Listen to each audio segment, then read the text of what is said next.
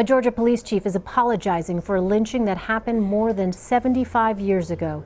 In 1940, an armed posse of white men snatched a black teenager, Austin Calloway, from a jail in the city of LaGrange and violently killed him. There was no investigation or effort by police to find the killers. Now, LaGrange Police Chief Lou Dekmar is publicly making a statement. His apology is thought to be the first of its kind. David Begnaud is in Georgia with the story. Two elderly African-American women were standing in the hallway, and they pointed to some of the historical pictures, and one commented to the other in almost a whisper, "They killed our people."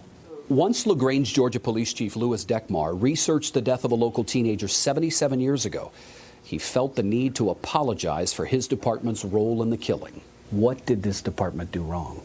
I think it failed Austin Calloway in every possible way a police department could fail a citizen. It was 1940 in the Jim Crow South, and local police never investigated the murder or tried to find the suspects in the death of Austin Calloway. In the middle of the night, the black teenager, who had been arrested and accused of assaulting a white woman, was kidnapped from his jail cell, apparently by a group of white men wearing masks. Word has it they took him just outside of town and shot him repeatedly in his hands, his arms, and his head. James Calloway was Austin's cousin. You know, apology accepted, but there's nothing that can bring back anything that we lost.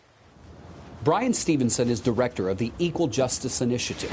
I think positive things have come out of these efforts. I think there's a new hopefulness about what might be achieved to advance racial justice. Calloway's death would eventually make headlines in papers across the country, including New York, Philadelphia, and Baltimore.